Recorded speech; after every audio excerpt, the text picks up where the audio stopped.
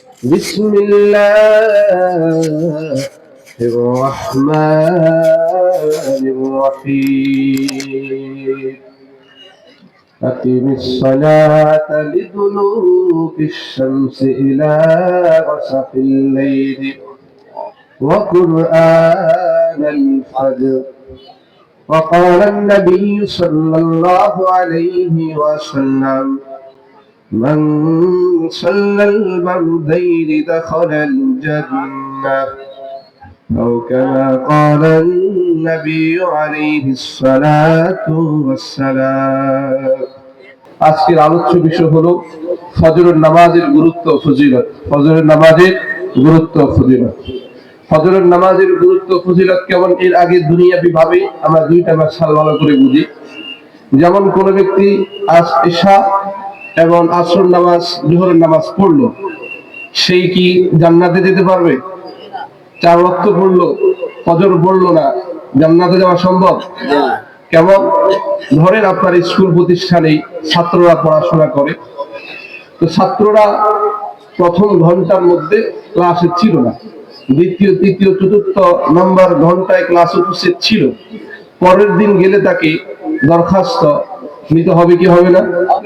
সে যেহেতু প্রথম ঘন্টায় প্রথম ক্লাসে ছিল না, বাকি ক্লাসে থাকলেও না থাকার মতো।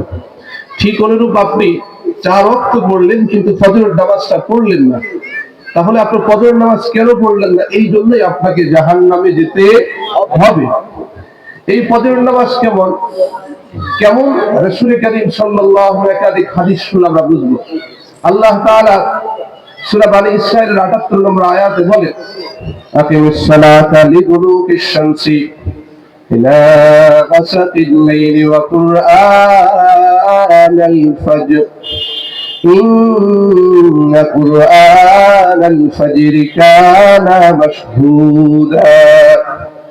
আল্লাহ তাআলা বলেন, তুমি নামাজ প্রতিষ্ঠিত করো লিদুলুকিশ শামসি ইলা গাসাকিল লাইলি, সূর্য হেলে যাওয়া থেকে নিয়ে রাতের অন্ধকার পর্যন্ত যে নামাজগুলো রয়েছে নামাজগুলো পড়ো। সূর্য হেলে যাওয়া থেকে নিয়ে হলো জোহর আসর, রাতের অন্ধকার পর্যন্ত হলো মাগরিব আর ইশা। কয় ওয়াক্ত নামাজ হলো? জোরে বলে।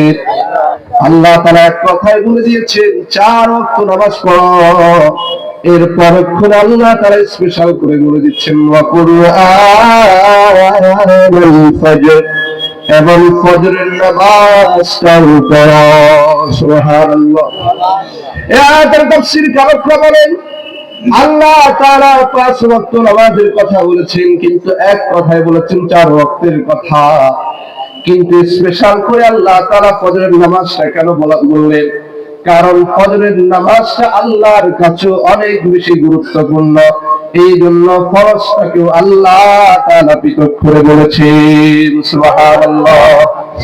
এই ফজরের নামাজ খুব ভালো করে বুঝেন। আপনার বাড়িতে দাওয়াতের আয়োজন করেছেন, দাওয়াতের আয়োজন করে সবাই আসলো, কিন্তু মুফতি সাহেব আসলো, একজন এমপি সাহেব আসলো, আপনি তাকে বললেন যে আপনি এসে সামনের চেয়ারে বসেন। তার মানে ওই মেহমান তার কাছে খুবই গুরুত্বপূর্ণ, ঠিক কিনা? আল্লাহ তাআলা এক কথার ভিতরে চাইলে 5 ওয়াক্ত নামাজের কথা বলতেন, কিন্তু 4 ওয়াক্ত বলার পরে 1 ওয়াক্তকে আলাদা পৃথক করে বলার মানে হলো আল্লাহর কাছে ফজরের দাম অনেক বেশি। সুবহানাল্লাহ। আল্লাহ তাআলা বলেন, ইন্না কুরআনাল ফাজরি কানা মাশহুদা, নিশ্চয়ই ফজর নামাজ যখন পড়া হয় তখন পৃথিবীতে আল্লাহর প্রেরিত ফেরেশতারা তোমাদের নামাজের সাক্ষ্য হয়ে যায়। সুবহানাল্লাহ। এই ফজরের নামাজ কেমন গুরুত্বপূর্ণ! আল্লাহ তাআলা ফজর সম্পর্কে কোরআনে একটি সূরাও নাযিল করে দিয়েছেন। সুবহানাল্লাহ। আল্লাহ তাআলা বলেন, ওয়াল ফাজরি, ফজরের কসম, ফজরের সূরা ফজরের ফজর 1 নম্বর আয়াত। আল্লাহ তাআলা ফজরের কসম করে বলেন, অর্থাৎ দুনিয়ার মধ্যে যা কিছু আমাদের জন্য দামি আল্লাহ তাআলা সেই বস্তুগুলোর কসম করেছেন।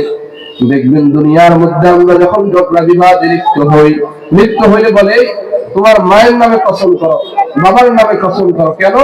আমাদের কাছে আমাদের মা অনেক দামি, আমাদের কাছে আমাদের বাবা অনেক দামি। এই জন্য আমরা বলি তোমার মা